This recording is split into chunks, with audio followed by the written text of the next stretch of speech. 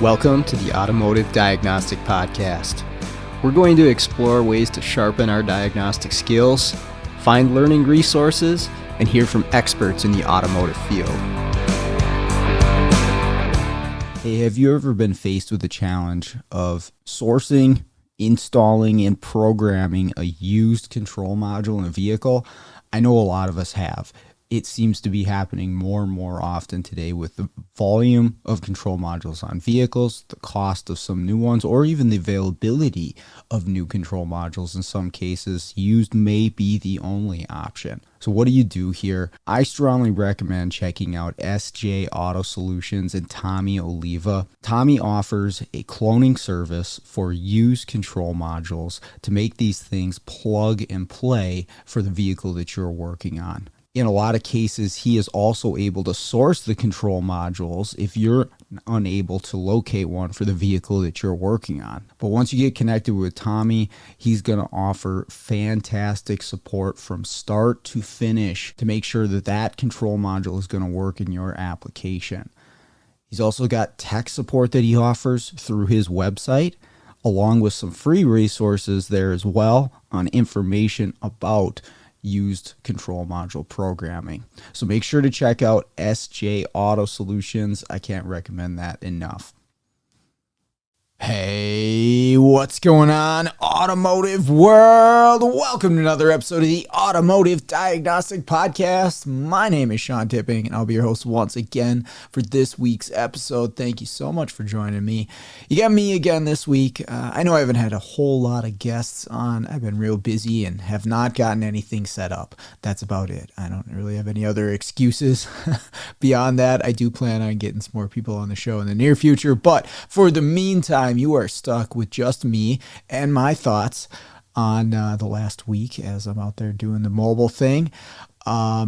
This week, what I wanted to touch on, what I was thinking about, one specific diagnosis that kind of brought this into my head, and a few other situations in recent memory, but it happens often, that got me thinking about the behind the scenes of what we do in this field, and specifically with diagnosis, but it could even be with the repair too. I'm sure it applies 100% in the same way, but of course, most of what I'm doing a lot of the time is diagnostics. And specifically what I'm referring to is what makes an easy, and I put that in quotations, air quotes, if you can't see me, what makes an easy diagnosis easy? Now, there's a few different answers to that. It could just be an easy diagnosis, right? Maybe it is just something really, really, really simple, like the battery's dead, right? And okay, so we don't need to really spend much time about going over that. So we can eliminate the actual stuff that's really easy. Now, that being said, it's not easy to everybody, and that will play into what we're talking about in the main theme of this episode. But hey, a dead battery is not necessarily an easy diagnosis to someone who knows nothing about cars, right? The average owner of a vehicle, the general public, if a car stops working, I mean, they have almost zero clue on what to do outside of looking at some YouTube videos, but that's why they bring it to us, right? Now, within our world, of course, something like a dead battery is very easy, okay? And that's not really what I'm talking about. Sometimes you're given the answer. There's silver bullets. There's people that can help. That's also not quite what I'm talking about today either. Now, I got nothing against silver bullets. I don't think you should rely on them all the time because it's going to make, if you continue to attempt to diagnose vehicles and the difficult problems with vehicles and you rely on those too much, you use those as a crutch, just getting the answer from someone or some database, it's going to hurt you in the long run to do it that way. But it will make things look really easy from the outside, and actually is easy for you in the moment, but you're sacrificing what you can do later. And so again, although neither of those things is what I'm going to focus on here, what I was thinking about this week, they do play into the topic, and I can circle back and touch on why, but I think you'll figure it out. What I'm talking about here is a problem, an issue with a vehicle that is challenging, or at least it is really challenging to someone who's attempting to fix it. And maybe a professional, maybe somebody who's been doing this for a long time. Maybe it was yourself at one point or another. And again, I'll explain what I mean there, but it is a challenging problem. It is a car that's broken, and maybe some parts have been thrown at it and some hours have been spent on it. And hey, we don't know what to do. Now, maybe you as a technician get to that vehicle after a number of people have put in some effort and some parts and they can't get to the solution, and you solve it relatively quickly in comparison to the amount of time and effort and money that's been spent on it up to that point. Okay. Now, from the outside, when the other people who were working on this car, maybe the other technicians, maybe it was the owner of the vehicle, whatever the situation, in our specific situation, I'm talking about going into a shop a lot of the times, cars, they'll at least attempt the diagnosis, maybe throw parts at it, and then they're calling us. And I mean, sometimes they spend a lot of time. Sometimes they spend a lot of money on parts too, but there can be a lot of effort put into a car in attempts to fix it. And then they call us in because, hey, they're out of time. They're unwilling to pursue it. They've got other things to do, more money to make, doing whatever else they do. So they're going to call us in because that's our specialty. That's what we do. Figure out the problems. We'll make their problems our problem and figure it out. And we come in, or you come to this vehicle and you figure it out relatively quickly in comparison to the initial effort that was put into it. And from the outside, it looks like you're some type of, super smart genius or wizard. I've had people say that to me, like, oh, it's the wizard.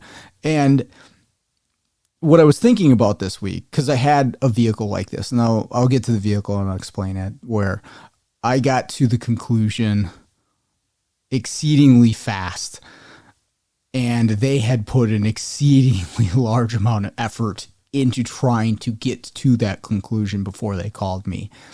And the guy was a little defeated at, how quickly I got to it. And what I was thinking about in this instance, now, number one, it doesn't always work that way for me. A lot of the times I get my ass kicked just as much. But, I've been at this for a while, and there's a number of vehicles where I can kind of sense what's going on, and I have a pretty good feeling even walking into it, or I'm able to observe some stuff, codes, symptoms, data PIDs, whatever it is on that particular problem. And I'm like, okay, I know where I need to go. I know what I need to check. I know what the problem is. I just have to find it. I know what type of issue this thing has. Okay, let's just figure out where it is and what exactly it is. And I get those from time to time where I'm just like, I'm locked in as soon as I get there. And it's just a matter of time. I'm going to find it. And I do find it relatively quickly. And those are good. I mean, that's why I do the diagnostic thing as a professional service, because I can make money at it, right? I can be efficient at least somewhat of the time when I go in. But what that is, like I was saying, like the person who put in all that effort, that spent all kinds of time on it and didn't get to the solution. They gave up for one reason or another. Maybe it wasn't that they just couldn't do it, but they're trying to run a business too and be profitable. And so it makes more sense for them to continue doing the profitable things and leave the non-profitable, if you will, to someone else, right? To outsource it. And we could do a whole episode on when it makes sense to outsource something in your business. And it really, really does in a lot of cases. And that's what they're deciding to do here. But when that's their profession, that's what they do as a career, like most of us do, it can be defeating to see someone just walk in and get to the solution like that in a fraction of the time. And again, going back to the comments of, you're some type of, genius that you figured it out that quickly. And I was talking to him, I'm like, that is so 100% not the case, at least with me. Now, are there people out there that probably are at some sort of wildly high IQ level doing this out there? Yes. And I've been, in classes with people like that. I know people like that. They are out there. I would say that's the exception to the rule. Obviously there's different levels of intelligence no matter what career field you're in, but I'd say it's the exception. And most of us are somewhere in the middle. Maybe we're on the higher scale if we're doing a lot of diagnostics. I don't know. But I definitely feel like, as far as my intelligence goes, it's on the average scale. I don't think I have anything real special there. I don't know what my IQ is. I don't remember ever doing a test. Or if I did one, I forgot, which, goes to show how good my memory is. But I feel like I'm pretty average, and I can cite multiple examples of where I've proved that to be true. But why am I able to get to that solution so quickly? And this is really where I'm going with this, why I'm even talking about this, is all of the behind the scenes work that went into me being able to get to that conclusion quickly. And most of what that is, right, there's training, there's research, there's that stuff. And that's a lot of time and effort, to help you get to those things quickly. That makes a big difference. But also the times that you did get your ass kicked and the times that you really, really struggled and worked through something in order to get to that conclusion quickly. And when I was thinking about this, the different things that I saw, and I'll go through this diagnosis with you. It's not real extensive, but there was particular things that I did, that I saw, that I observed, that I took into consideration, and it just boom, boom, boom, got me to the solution.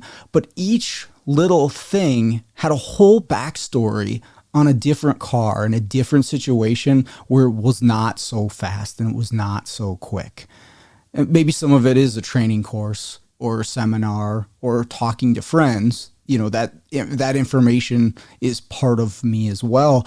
But so many different little things, I can think of another car where that was not fast for me, that it just kicked my ass.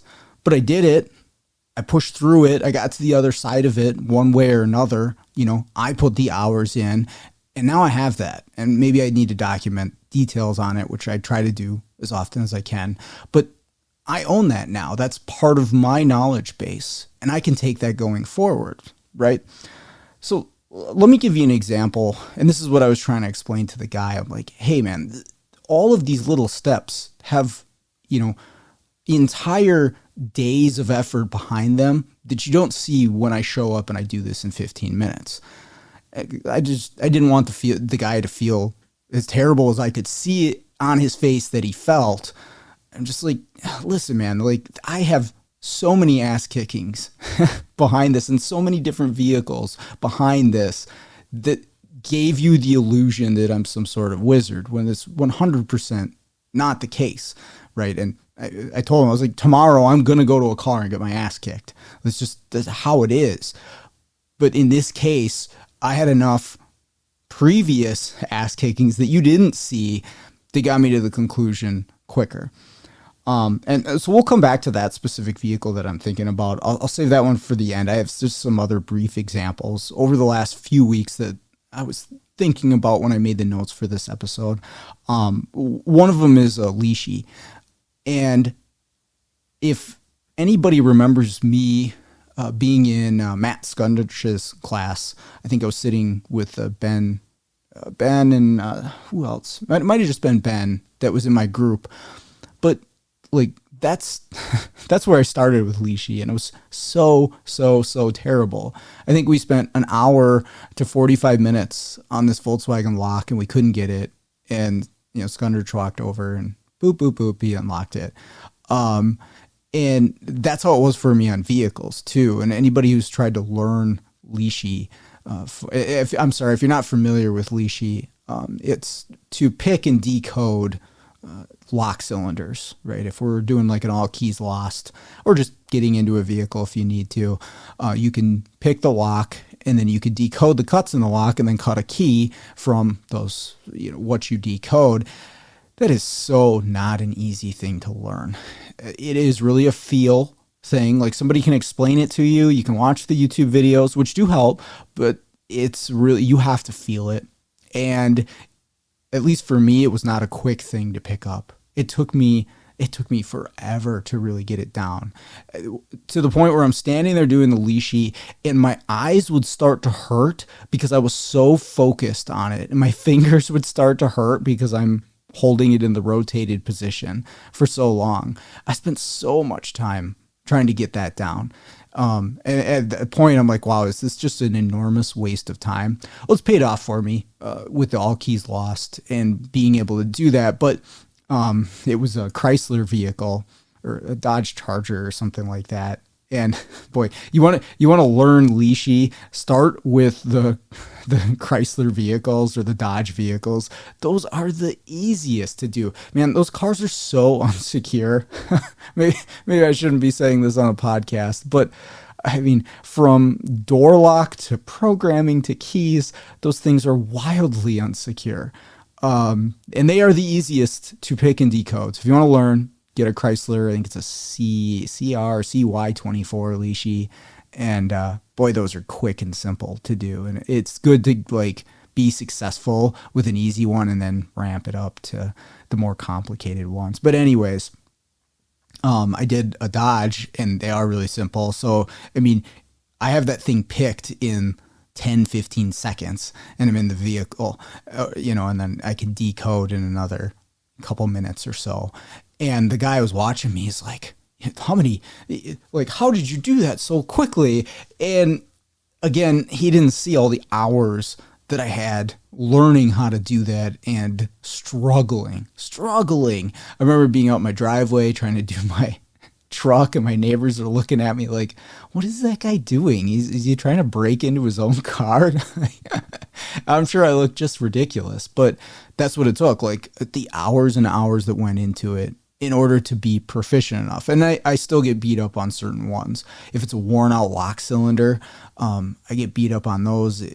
There's just particular locks that are much more challenging than others. I had a old Mercedes that had a 4-track one that just a nightmare, like worlds different than a Chrysler. But I'm sure there's plenty of locksmiths or guys and gals out there that can pick those just as fast. They've probably done a lot of them. That was my first one. Took me forever.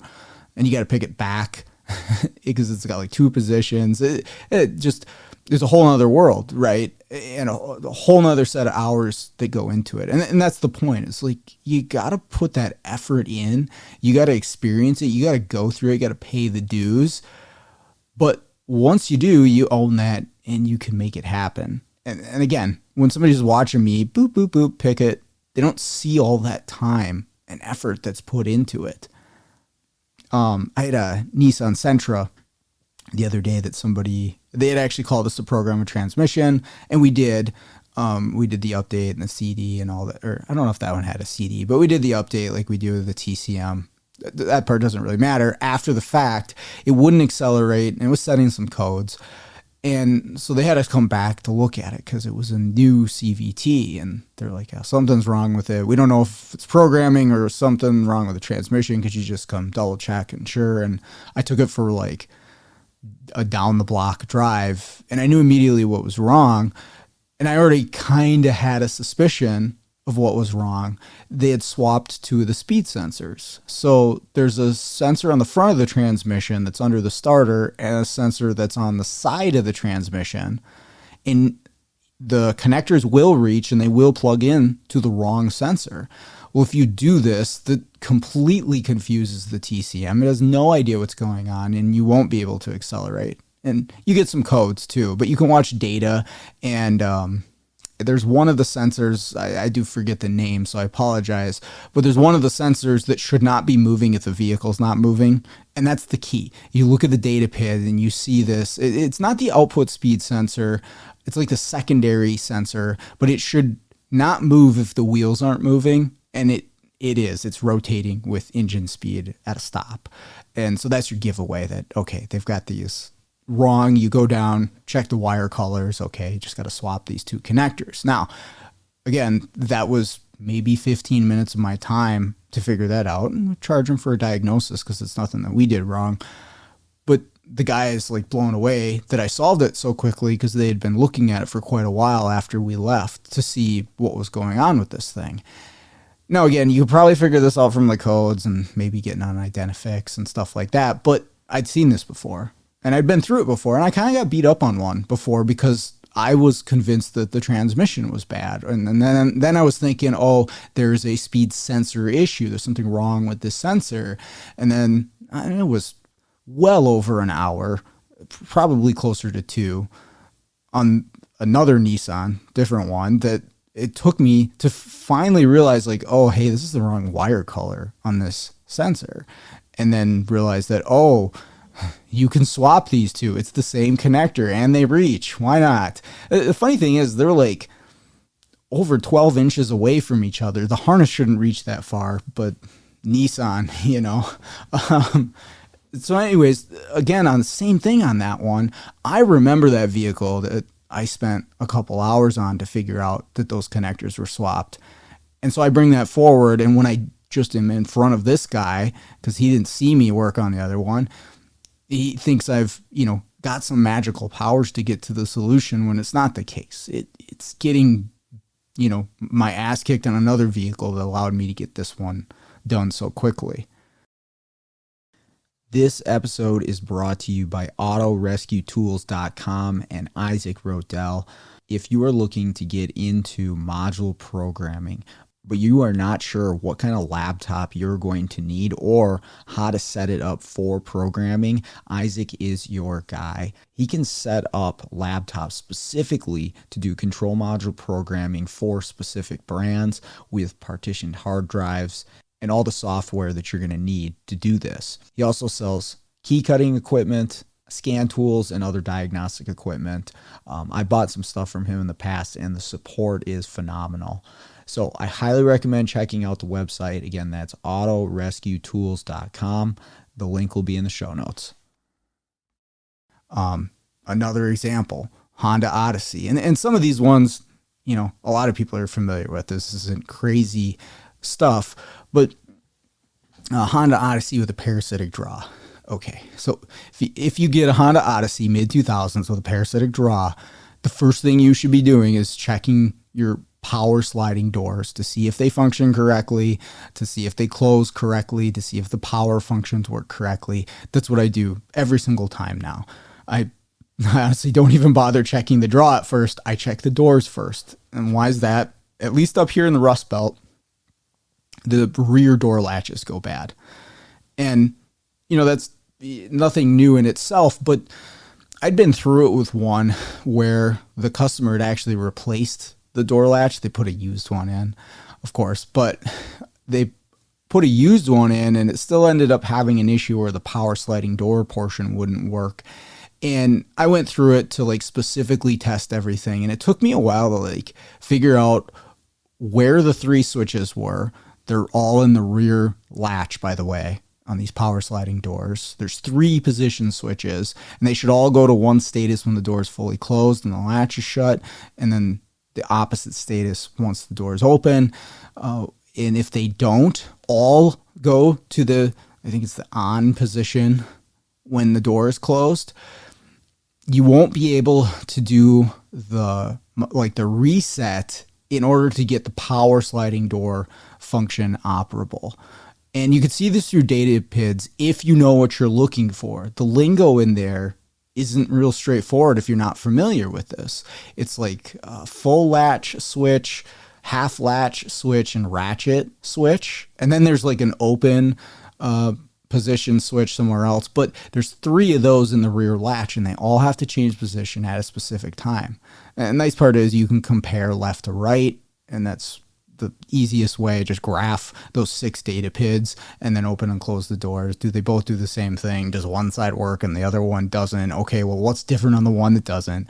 You can get there, right? But I had been through this on one, like really checking it out because I needed to make sure that it was the latch because they had already replaced it. Well, they replaced it with a bad one. And I had this in memory and I actually had it documented. So I pull it up. I'm like, okay, I got to pull up these switches, put them on the data graph here, move things back and forth. Okay, here we go. We got this latch. This is your problem. Boom. It made real quick work of it. Right now, you can go into more checks with parasitic draw and stuff like that, but not until he fixes the door latch. I'm not even going to bother doing a parasitic draw until that door latch is functional. It'll get this power door working again. Anyways, I got there really, really quickly because I'd just been through it, and it took me, probably over an hour on that first one to get everything down and to have all the data PIDs figured out to what means what and what switches where. But I had all that info and I documented it. So I pulled it up and it made it look really, really easy. And I guess in the moment it was, but only because it was not so easy the first time that I went through it trying to figure all that stuff out. Another one, if you go back to episode 185, it's roughly a year ago, actually, with CJ, we covered a 19 Jeep Wrangler that had some really weird misfire issues. And he had a Jeep as well with the 3.6, the Chrysler with the variable valve lift, and the camshaft tips wearing down. Really, really interesting problem. I would suggest going to listen to that episode if you haven't, because I've seen several of these since. And I'm not going to go into all the details on this one because there's a lot that goes into it. The conclusion is that the tips of the camshafts are worn down on the low lift lobes, and it causes higher than normal compression on one side of the engine, which causes misfires on the other side of the engine. And hey, that is really confusing. And listen to the episode about me and CJ and how much effort and time both of us spent and the parts that were thrown at these vehicles by the shops. That was a really, really crazy problem. But now that I've seen it and I know what to test for and I know the symptoms and I know what the fuel trims look like and the compression looks like and the intake pulse looks like, I had this one figured out in under a half hour. It was just a matter of running the tests to prove it. And the shop had so much time and money. I mean, a ridiculous amount of money. They could have bought a new Grand Cherokee with the amount of money that they had sunk into this thing. And, I have it in a half hour. So the guy's like blown away. Like, how did you do this? But again, go listen to one episode 85. That's all I'm going to say there. Like, you can see the struggle that I had to go through. And in that case, I even had someone else point me in the right direction. And that's a good point there too. Like, I didn't even solve that one all by myself. I had someone else reach out to me and point me in the direction that I needed to go. But since then, I've been able to identify these relatively easy because of the work that was put in. All right, now back to the last vehicle, the one I started with. This was a 2011 Chevy Cruze. Shop had just installed a used engine. Now it is a start-stall. I think the old engine blew up, so it wasn't running when it came in.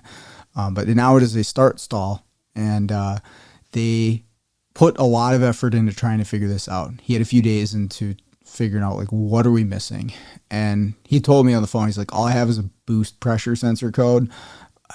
I don't think that's, causing this, but I can't figure out anything else as to why this thing will start and then it will stall. and pretty consistently. He's like, I don't think it's an anti-theft issue. We don't see any codes, but hey, can you come check and see? And sure, we'll check it out.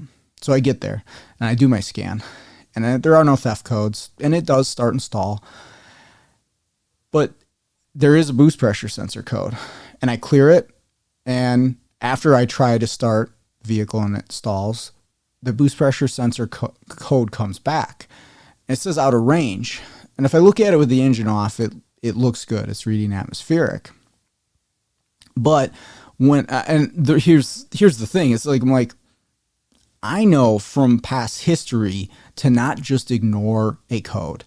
Now you want to be careful there, because if you're in a Volkswagen and it has 100 codes, you're going to spend a lot of time looking at each and every single code. Okay. But in this case, hey, it's with the engine computer. It's something, drivability related, and it is the only code I have. I'm at least going to observe it and see why. Like maybe I get to the, point that, oh, hey, it needs a boost pressure sensor. That shouldn't stop it from starting, but at least then I can say, all right, well, I made it past that. What else do I need to look for? I'm not going to ignore this code though. And this has come from lots and lots of times where I have ignored a code because I just assume that it has nothing to do with my problem, right? I'm just like, I don't think that's anything to do with why this vehicle is not starting, or why this vehicle is not shifting correctly, or why this vehicle is misfiring. I don't think that code has anything to do with it. Well, it turns out I was wrong. And I should have at least investigated a little bit into the code to see, well, what's all this about? What is actually setting this? Is this a hard fault? And again, hours and hours wasted ignoring codes. And so that's the behind the scenes part to that of like, I'm going to look at this boost pressure sensor code and just see what's going on. So I watch the data pin and I start the engine, and it starts every time, but then it quickly stalls. At about the same time period every single time, maybe a couple seconds it'll run and then it'll stall. You can work the throttle and you can hear it kind of rev up a little bit, but it doesn't really get too far, and then it just stalls every single time. But I'm watching the boost pressure sensor because it sets the boost pressure sensor code after I attempt to start it. If you just clear the code, leave the engine off, key on, the code doesn't come back. But if you crank it, start it, it'll stall, it'll set this boost pressure sensor code. And it was a range performance code. I should have the number in front of me, but I don't. But I was just watching the data pid to see what would happen. Well, it goes into a vacuum when this engine starts. Okay. Now, immediately I think this is weird. Now, why do I think this is weird? Because I've spent a lot of time working on turbocharged vehicles, especially Chevy Cruzes. They have a lot of problems. But I've spent a lot of time doing drivability on turbocharged vehicles. And I know where the boost pressure sensor is. Well, actually, I really know where it is on this Cruze, but I know roughly where the boost pressure sensor is. It's going to be in the charge tube. It's going to be between the intercooler and the throttle plate. It's going to be before the throttle plate, if you will, in reference to the engine, right? And not very often, if ever, should you have vacuum, especially right after you start the engine. And I'm talking like intake manifold level vacuum, not just a little bit, like manifold vacuum on the boost pressure sensor. And first thing I'm thinking, like, well, maybe they plugged it into the wrong spot. I don't know if you can do that on these Cruzes. And so I'm like, well, let me check the map sensor and just see what that reads. And so I look at the map sensor, which is intake manifold pressure, and I watch it, and it mirrors the boost pressure sensor, which when an engine starts, I expect the map sensor to go into a vacuum. That's normal. And then after it shuts off, it returns to atmospheric. Now, here's the other thing that I noticed. I watch the pressure after the engine stalls on both sensors, both the map and the boost pressure. One's on one side of the throttle, one's on the other, and they both slowly step back up to atmospheric. Not an immediate rise. I'm talking like step, step, step. I'll put a video on the Facebook group. I recorded this when it would start and stall.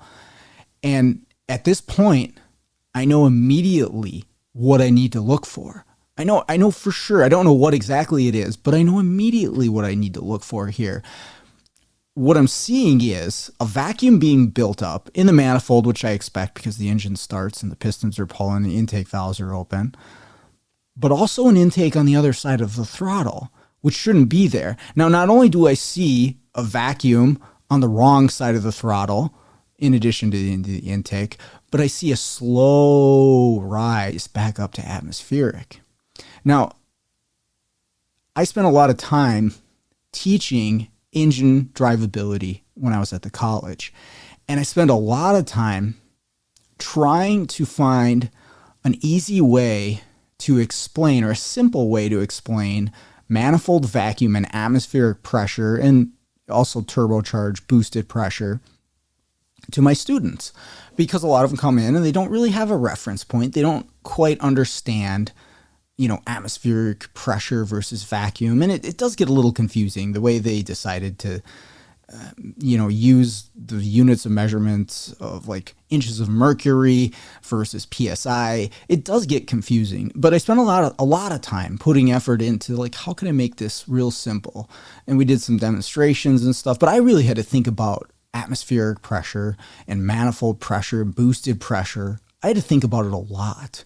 And we watched a lot of it. We actually made like a vacuum chamber where we could put stuff in. It was really cool because then you just apply a vacuum to it and you put stuff in there like marshmallows or shaving cream or a balloon. And, it reacts differently, but it really helped the students to understand, oh, okay, this is what atmospheric pressure is. This is what a vacuum is. It's just an absence of atmospheric pressure, and then boosted pressure would be above atmospheric pressure. But my time, which I spent a lot of time developing that course, has given me a really good understanding of what's happening with the pressure around us, right? Roughly 15 PSI around us all the time, around the engine all the time, in the engine tube and the manifold and everything when it's just sitting there. And then when the engine starts, depending on the position of the throttle, we're going to have a lower than atmospheric pressure in that manifold. Well, atmospheric pressure wants to equalize itself. That's what the gas is going to attempt to do through whatever opening it can, right? Hopefully not a vacuum leak. Hopefully it's through the intake. But when an engine's running and the throttle is shut, like I let it do in this case, you shouldn't really have much of a vacuum on the other side of the throttle. Now, I don't know, on a turbocharged vehicle, will you have just a little bit? I don't know, but you shouldn't have much, and you shouldn't mirror intake vacuum. I know that. And once the engine kills, even if you do have a vacuum in that part of the tube, and let's say you have you do have a vacuum in the intake, it should go back to atmospheric pressure pretty quickly, right? You have the weight of the atmosphere on top of you, 15 pounds. It's going to equalize itself pretty quickly. It's not going to take very long. And I'm watching it on the scan tool. I'll put the video on the Facebook group. It does take that long, and it's a real slow step. So what am I looking at? I have a big restriction in my intake, right? I don't know where. Maybe it's in the intercooler. Maybe it's in the turbo. It is a used engine, but I have a restriction. Okay, well, let's confirm this. So I walk out underneath the hood, and I call over to the tech. I'm like, hey, could you just try starting this one time? I just want to watch it. And I watch the lower hose between the intercooler and the turbo, and it just flattens when this thing starts up, right? Just because the engine's pulling on this thing, but air can't get in. Not fast enough anyways. Or there's enough air in there for the engine to start, but then it starves. It runs out of oxygen, and so it can no longer run. It also squeezes this intake tube completely shut. The hose that goes between the intercooler and the turbo is like a softer rubber hose. So that was the one that collapsed. And I'm like, okay, well, I know it's not the intercooler. I'm going towards the turbo. So I pull the top tube off because it's easy. I didn't see anything in there because this could be a rag, but it could also, maybe the turbo's completely jacked. I don't know. Oh, let me pull the bottom hose off. So I pull the bottom hose off. I reach up in there. There's a big red plastic plug stuck in the bottom of the turbo, which was put there when it was shipped as a used engine, or when it was sitting on the shelf as a used engine, to keep stuff from getting in there, which you want that. You don't want stuff getting in your turbo, but you're supposed to take that out before you put the hose on to run the engine, right? And so I grabbed this out and I set it over on the guy's box, and that's where I referenced early in the episode where this dude is just so defeated, right? Because he spent so much time, and he wasn't even the one who installed it. He was the owner, and his tech installed it, but he put a lot of effort into this, and the tech put a lot of effort into it, and you just see how defeated he was. And I had this plug out and in front of him in like 10, 15 minutes.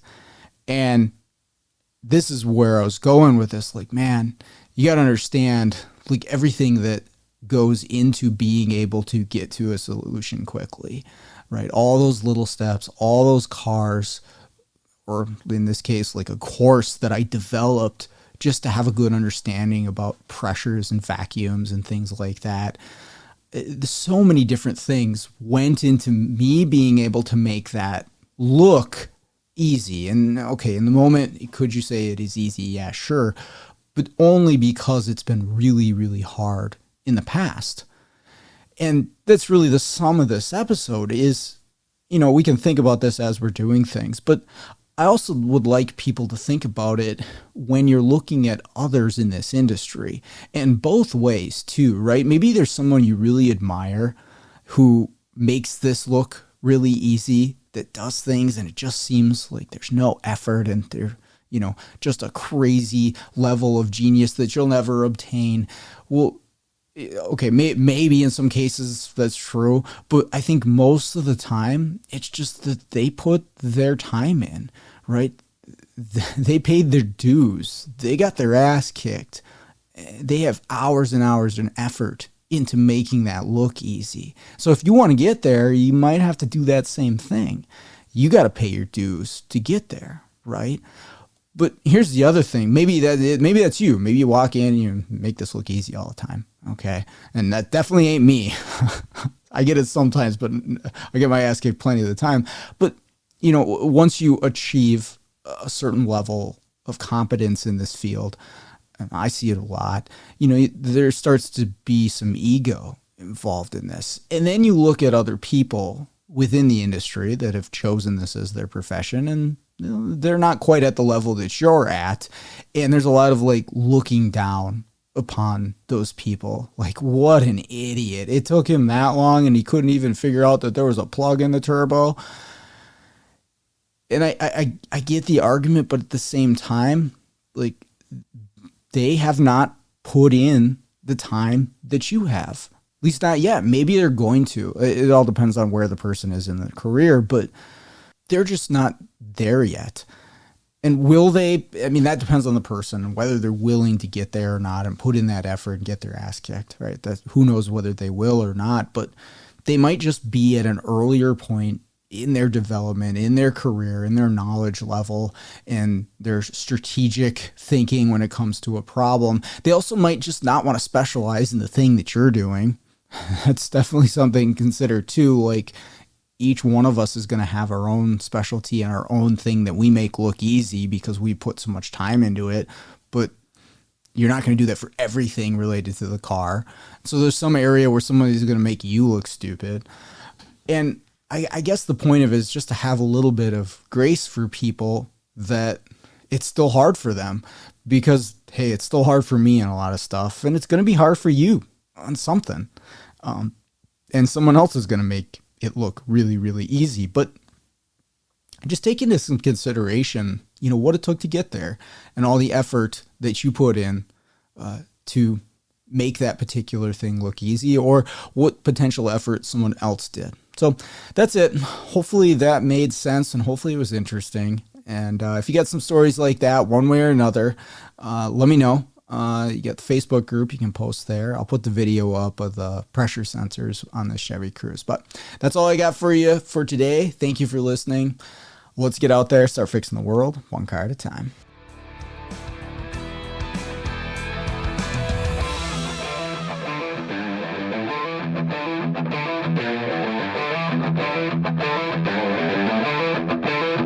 Yeah.